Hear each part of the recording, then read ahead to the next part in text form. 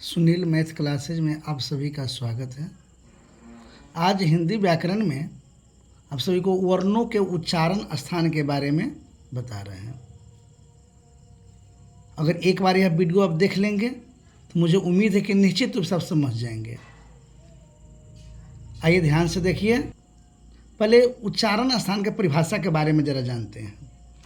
मुंह के जिस भाग से वर्णों की ध्वनियों का उच्चारण होता है उसे उच्चारण स्थान कहते हैं। मतलब मुंह के जिस भाग से किसी वर्ण की ध्वनियों का जो उच्चारण होता है, जहाँ से निकलता है वो उच्चरित होता है, उस स्थान को हम लोग उच्चारण स्थान कहते हैं। वर्णों के उच्चारण स्थान कितने हैं? तो 6 हैं। देखिए, 1 में कंठ, 2 में तालु, 3 में मूर्धा, 4 में दांत, 5 में ओष्ठ, 6 में नासिका। कंठ, 1 में कंठ हुआ, जो जान ही रहे कंठ, जैसे क वर्ग कंठ से होता है। तालु, आइए तालु कहाँ पर है जरा उसके बारे में देखते हैं। ऊपर वाला जो दांत है, बीच के दांत के जड़ के अगल बगल का भाग, वह तालु कहलाता है। अब कैसे बूझेंगे तालु कहाँ है? जरा हम कुछ वर्णों को उच्चारण करवाते हैं, उच्चारण कीजिए, आप बूझ जाइएगा कि तालु कहाँ पे है। बोलिए मेरे साथ, आप भी बोलिए। बोलिए च, छ, ज, झ। अब आप समझ गए होंगे कि जीभ का अग्रभाग जिस स्थान को स्पर्श किया है, छुआ है, वह तालु है। अब आइए मूर्धा के बारे में देखिए। मूर्धा, तालु से 2 इंच ऊपर की ओर जीभ जहाँ स्पर्श करता है उसको हम लोग मूर्धा कहते हैं। आइए कहाँ पर मूर्धा है उसके बारे में जानिए। कुछ वर्णों को बुला रहे हैं, फिर आप बोलिए मेरे साथ। बोलिए ट, ठ, ड, ढ। अब आपको पता चल गया होगा कि मूर्धा कहाँ पर है। तालु से 2 इंच ऊपर है। दांत, दांत तो समझ ही रहे हैं। ओष्ठ, इसको हम लोग ओठ भी कहते हैं। 6 में है नासिका, जो नाक। इस बार समझ गए वर्णों के उच्चारण स्थान कितने हैं? 6 हैं। अब आइए ट्रिक द्वारा देखिए कैसे उच्चारण स्थान को हम लोग पहचान लेंगे। क वर्ग यहाँ लिखे हैं, च वर्ग यहाँ लिखे हैं, ट वर्ग, त वर्ग और प वर्ग। मात्र एक ही आपको ट्रिक याद रखना है, क्या है? KTMDO। KTMDO क्या है? KTMDO। KTMDO क्या पढ़िएगा इसे? KTMDO। अब देखिए, के से कंठ एकदम हो गया। कंठ का भी ऐसे हम लोग लिखते हैं ना, KANTH कंठ। तो शुरू वाला क्या हो गया? के हो गया। टी से तालु लिख दिए, M से मूर्धा हो गया, D से दांत, O से ओष्ठ। अब हो गया KTMDO। अगर और कुछ आपको याद नहीं है, केवल KTMDO अगर याद कर लेते हैं, एग्जाम देने गए, जैसे BPSC के एग्ज़ाम है, या सीटेट का है, या टेट का है, या कोई भी अन्य बोर्ड के एग्ज़ाम आप देने जा रहे हैं प्रतियोगी परीक्षाओं के लिए, तो उसमें अगर देखिए पूछ दिया, अगर उच्चारण स्थान पूछ देता है, तो केवल आप KTMDO याद रखिए। क्या याद रखना है? KTMDO याद रखना है। क वर्ग के लिए K होता है, च वर्ग के लिए T होता है, ट वर्ग के लिए M है, त वर्ग के लिए D है, प वर्ग के लिए O है। मान लिया जाए कोई आपसे पूछ दिया अगर ख का उच्चारण स्थान क्या है, तब आपको पता नहीं है, वो एग्जाम देने चले गए, ख का उच्चारण स्थान याद नहीं है, लेकिन आपको याद है KTMDO, तो तुरंत बुझाइए ख है। ख तो जो है ना किस में होता है? तो क वर्ग में होता है। तो क वर्ग के लिए क्या बताया गया है? के। तो बुझ जाइए, के से होता है कंठ, तो बुझाइए ख के लिए क्या हो गया उच्चारण स्थान इसका? कंठ हो गया। इसी तरह से देखिए, अगर ज है, कोई पूछ दे ज का उच्चारण स्थान क्या है, आपको पता नहीं है, तो समझ लीजिए ज जो है ना, यह किस में आता है? तो च वर्ग में आता है। च वर्ग। अब च वर्ग के लिए क्या होगा? तो याद केवल रखिए KTMDO। तो च वर्ग के लिए T है, T से यानी तालु, तो बुझ जाएंगे च वर्ग। तो ज जो है ना, यह च वर्ग के अंतर्गत ही आता है। किसके अंतर्गत? च वर्ग के अंतर्गत आता है। तो इसका अर्थ है कि ज का हो गया तालु। अब जैसे कोई पूछ दे आपको ड का उच्चारण स्थान क्या है, तो अगर आपको पता नहीं है कि ड का उच्चारण स्थान क्या है, तो सबसे पहले देखिए किस वर्ग में है। तो ड जो है ना, यह ट वर्ग में है। किस में है?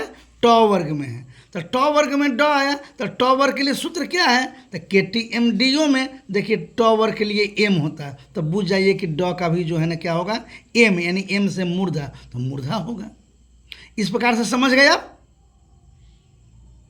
अब देखिए योरलव के लिए, तो योरलव इसका ट्रिक है TMDO, TMDO, TMDO, यानी TMDO, टी से हो गया तालु, एम से हो गया मूर्धा, डी से दांत, ओ से ओष्ठ, तो यह हो गया तालु से, नहीं, आर हो गया, तो यह क्या है, र है, र हो गया एम से हो गया मूर्धा, ल हो गया डी से दांत, और ओ हो गया ओ से, लेकिन यहाँ डी भी लगा, ओडी का अर्थ हो गया दंतोष्ठ, दांत और ओष्ठ दोनों से वो बोला जाता है, इसलिए ओडी लिख दिए इसको हम यहाँ पर।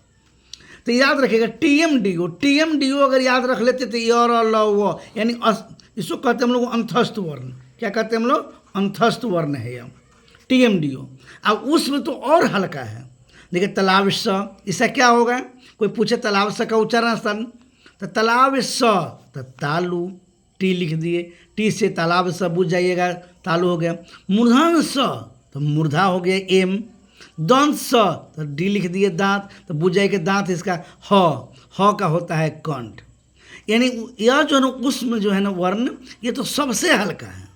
तालाब स, मूर्धन स, दंत स, देखिए तालाब स तालु, मूर्धन स मूर्धा, दंत स तो दांत, यहाँ पर डी से दांत हो गया, और ह का होता है कंठ। इस प्रकार से यह हो गया। अब आइए यहाँ पर कुछ भारी में जानिए, ये है स्वर वर्ण कुछ भारी हैं, जैसे अ आ हर्ष ई दीर्घ ई हर्ष उ दीर्घ उ, री ए ऐ ओ औ। इसका यहाँ पर है अ आ का हो गया के, हर्ष ई दीर्घ ई का टी, हर्ष उ दीर्घ उ का ओ, री का होता है एम से मूर्धा, ए ऐ के टी, के से क्या हो गया कंठ, और टी से क्या हो गया तालु, के ओ का कंठ और ओष्ठ, यानी अ आ के, इसका KTOM, MKTKO। यही थोड़ा इशू डिफिकल्ट आपको याद करने में है। KT याद रखें, KTO, यानी के है तो बुझे दो के लिया गया है, KTO, वो री को अकेला कर दिया गया है जो एम, फिर KTKO, यानी KT, ये दोनों को मिला करके यहाँ पर AI को KT है, फिर इसके साथ इसको ले लिया KO के यह हो गया। तो इस प्रकार से स्वर वर्ण का भी यहाँ पर है KTOM, KTKO, के से कंठ हो गया, यानी अ आ का कंठ होता है, हर्ष ई दीर्घ ई टी से तालु हो गया, हर्ष उ दीर्घ उ का ओ यानी ओष्ठ हो गया, री यानी एम, तो एम से हो गया मूर्धा, री का होता है मूर्धा, KT, तो कंठ और तालु, कंठ तालव्य इसको कहते हैं, इसको कहते हैं कंठ और ओष्ठ से है किसका, ओ और औ का उच्चारण स्थान। तो अब याद करने के लिए ट्रिक जो यहाँ पर देखिए, स्पर्श व्यंजन क्या याद रखना है इसको, स्पर्श व्यंजन का हो गया KTMDO।